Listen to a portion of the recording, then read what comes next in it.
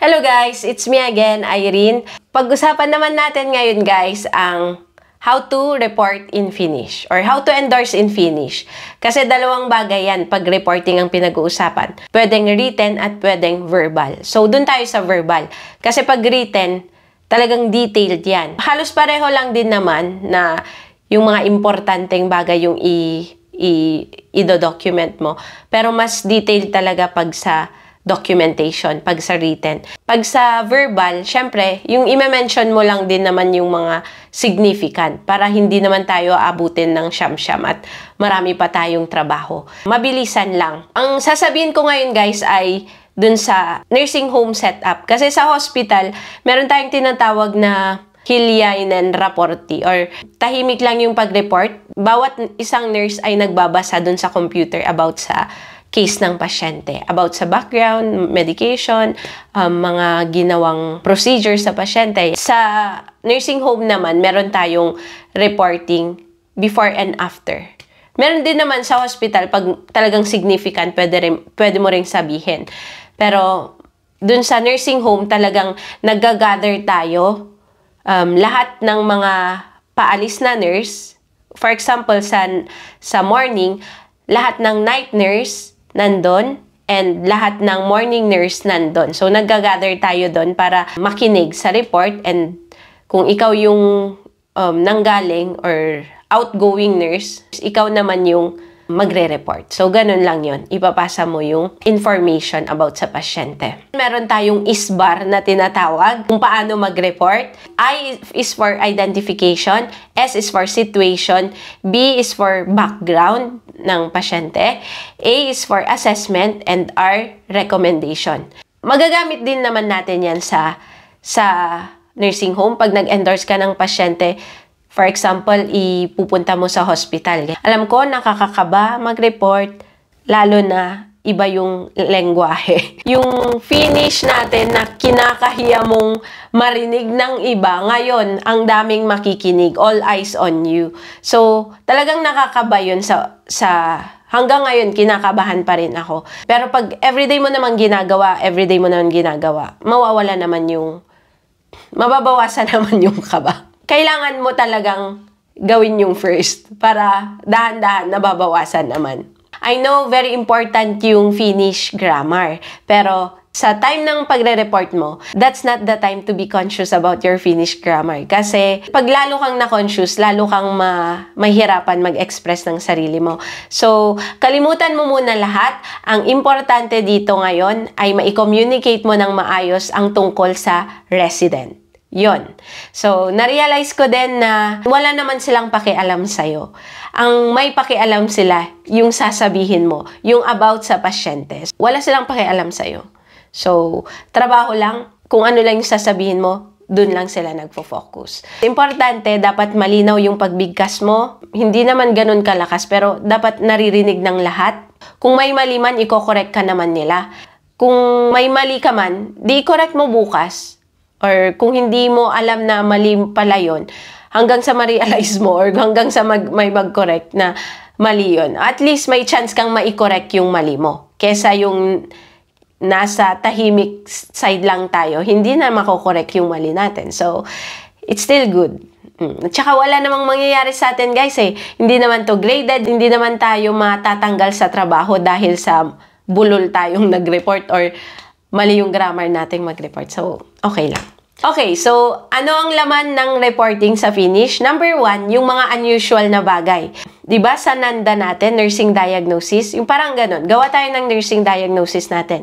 So, kailangan ang assessment. Pwede mong palatandaan dyan ay mag-start ka mula ulo hanggang paa. So, ulo, ano ba, mental state or behavior, yun muna.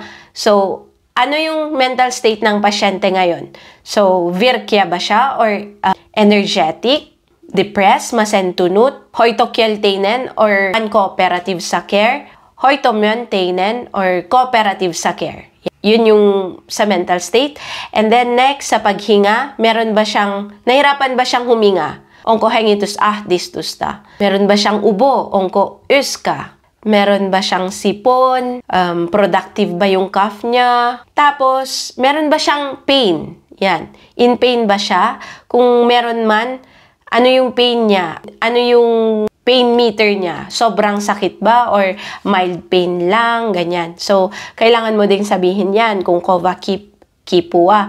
Tapos, kung saang lugar. I-describe mo kung saang lugar. Tapos, masakit ba pag pinindot yon? Or masakit ba kung nagre-rest lang siya? Or masakit ba kung nagmo-move siya? Ganon. So, bawat problem, kailangan mong detalyado. Yung significant lang naman din, syempre. Tapos yung pag-ihi niya, kung nahirapan bang umihi, masakit bang umihi, enough ba yung ihi niya, konti lang ba yung ihi niya, anong color, ganyan. Tapos yung pagtae niya, constipated ba siya, nahirapan bang tumae, or meron ba siyang diarrhea, or ripuli, ganyan. So, kailangan mo ding sabihin. Tapos yung paglalakad niya, okay ba yung paglalakad niya? Paano siya maglakad? Gumagamit ba siya ng rollatory? Hinahawakan, kailangan ba niya ng rollatory at saka nurse? Or kailangan niyang lang ng rollatory, tas omatoiminan ba siya? Ganyan. Kung nakalakad siya without the help of a nurse, so, hankavele rollatory la omatoimisasti. Or gumagamit ba siya ng wheelchair? Ganyan. So, hanli kupera tuwalila. Ganyan. Omatoimisasti. Paano siya bumangon? Or paano niya ginawa yung morning routine niya with the help of two nurse ba? Ganyan. So, pero yung iba doon, kung hindi naman significant, hindi naman kailangang ibanggit lahat. So, yun lang. Tapos, yung alam mong importante talaga na kailangan para sa next na shift. I-assess mo din yung skin. So, meron ba siyang mga rashes? Meron ba siyang mga sugat? So, kung may sugat, i-describe mo yung sugat. Kung malaki ba, gaano kalaki? Kung meron bang discharges, eriteta, hysepahalta, kung may amoy ba, ganyan. So, kailangan mo ding i-describe yung sugat. So, bawat problem, kailangan mo ding i-describe ng kahit mabilisan lang. Ganon. Tapos, kung may rashes din, kailangan mo ding sabihin. Tapos, kung kadalasan sa mga matatanda, meron silang rashes dun sa mga singit-singit. Redness sa mga singit-singit. Dahil ganun lang, nakaipit yung leg nila. Tapos, lalo na kung malaki yung matanda, syempre, hindi nahahanginan yung mga singit-singit, yung baba ng tiyan, yung baba ng dede, yung mga kili-kili, kung hindi gumagalaw, ganyan. Karamihan nagkakaroon ng mga rashes yung mga yan. So, kailangan nating i-check yung mga yan. So, kailangan mo ding banggitin yon kung ano yung mga na-observe mo. So, very important guys yung assessment natin. Kasi, dahil sa assessment natin, malalaman mo kung ano yung problem ng pasyente at alam mo kung paano i-endorse ulit yung pasyente or yung resident natin. Resident ang tawag natin pag nasa nursing home, and pasyente patient pag sa Sairala or sa hospital. Yung pagkain niya, kung kumain ba ng maayos, ganyan. So, kung significant lang, kung lagi naman kumakain ng maayos, hindi mo na kailangang sabihin. Pero kung hindi siya kumain ng maayos, yun, unusual yun. Pwede mong sabihin yun na hindi siya kumain ng breakfast. Swenut amo pala, line kan, mga ganon. Number 2, yung mga appointment nila. Pwede mong banggitin kung may pinuntahan yung pasyente natin, kaya wala siya ngayon sa oras na to. Tapos kung anong oras siya babalik. Kung lumabas siya kasama nino, tapos anong oras babalik kung nasabi sa'yo. Ganon. So, kailangan nating alamin din yon. Number 3, change in medications or yung mga bagong order, yon. Para lang maging aware din yung mga ibang nurse, yung susunod na nurse na, bakit may extra na gamot dito or bakit nadagdagan ng gamot? Kung yung regular niyang gamot, ganito lang, ba't may dagdag? So, magandang i-inform mo din sa mga susunod na nurse para alam din nila at hindi sila magtaka bakit nadagdagan ng medication, ganon. O kaya pag may antibiotic yung pasyente, kung may infection, kailangan mo ding sabihin yan na may additional gamot siya sa starting from that day or kung kailan nag-umpisa, kailangan mo ding sabihin yan. Number 4, kailangan mo ding banggitin yung mga problems sa mga gamit nila. Kung naitawag na ba or kung sira ba yung wheelchair niya, perpetually on Ricky, ganyan. Kung natawagan na yung maintenance man, kung kailan darating yung mag-aayos, ganyan. So, para ma-schedule natin, very important yan, everyday nilang ginagamit. Yan. Or mga rollator or rollatory. Yan. So, kailangan mo ding sabihin kung sira or anong ginawa mo nung nalaman mong sira na nasabi na ba sa taong responsible sa mga Apo Valine or sa mga gamit, yon. Nasabi mo na ba, na-communicate mo na ba, kailan daw pupunta yung mga maintenance man para ayusin. Yung mga yon para alam natin. Kasi importante talaga yung communication natin sa nursing home. Number 5, meron ding mga updates sa mga documents ng pasyente. Pwede mo ring sabihin na, for example, may bagong order, na-update na may DNR na siya, do not resuscitate na siya. So, okay din na malaman ng lahat.